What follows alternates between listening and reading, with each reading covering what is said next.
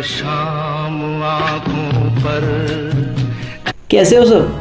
तेजस सच्चा की upcoming movie Mirae का ट्रेलर आ गया है एंड जो बातें अब तक लोग टीज़र के लिए कह रहे थे, आई थिंक ट्रेलर ने वो सब क्लियर कर दिया है। स्टोरी सम्राट अशोक के वो 9 बुक्स की है। ऐसा कहते हैं जब सम्राट अशोक ने सब कुछ छोड़कर बौद्ध धर्म अपनाया था तो उनके सामने जो सबसे बड़ी प्रॉब्लम थी वो थी ज्ञान की।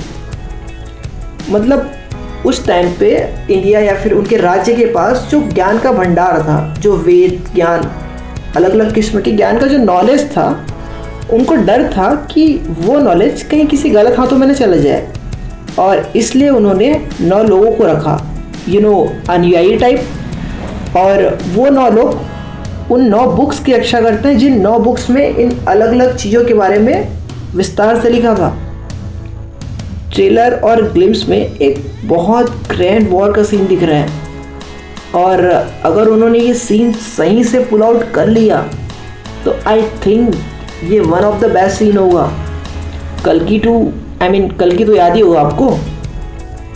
एंटागोनिस्ट है मनोज मांचू एंड यस वो इस रोल में ऑसम लग रहा है। अनुमान के बाद मुझे लगा नहीं था तेजस सज्जा एक बार फिर से एक सुपर हीरो के रोल में आएंगे, बट आई एम स्टन्ड उन्होंने ये रोल चुना।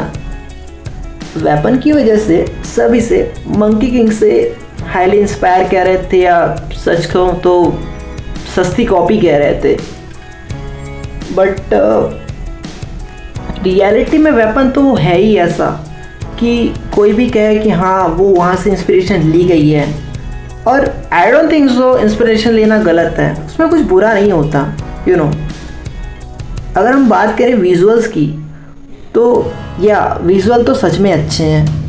वैसे भी यार इंडिया में कितनी मूवी बनती है एडवेंचर के ऊपर, सो आई थिंक इस बेस पे तो छूट दे सकते हैं हम।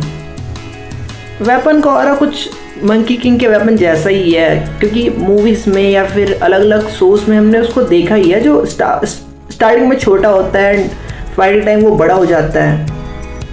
बट आई थिंक हमें ये मूवी देख के बोलना चाहिए जो मिराई में आ रही है, तब हमें समझ में आएगा कि या इन्होंने उसको एग्जैक्ट सेम बनाया है या बेटर किया है, और इंस्पिरेशन है तो इंस्पिरेशन कितनी अच्छी है। ब्लैक शॉट का जो रोल है वो एक्चुअल में प्रॉमिसिंग लग रहा है। अब बाकी मूवी बताएगा ये विलन कितना टेरर मेंटेन कर पाता है। बाकी एक्टर तो धांसू है, एक्टर के रोल में अपने मनोज मांचू और ये तो कंफर्म है हीरो का रोल हनुमान जी से इंस्पायर है। लाइक वो उनका जंप पावर और जो उसका नटखट वाला जो ऑरा रहता है, जो जो मस्ती वो करते हैं।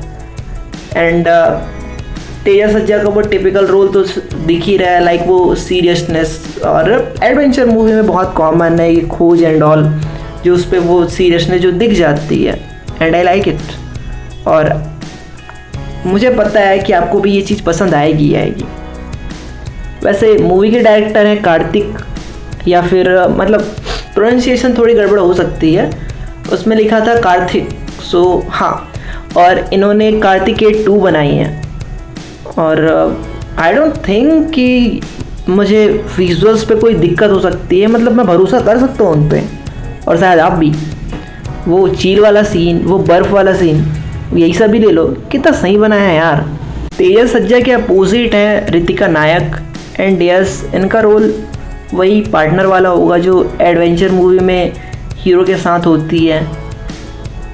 और या मूवी में जो हीरो को पावर्स मिली है उसका वही वो चूज़न वन वाला है कि आपको इस चीज़ के लिए चूज़ किया था, नेपोटिज्म।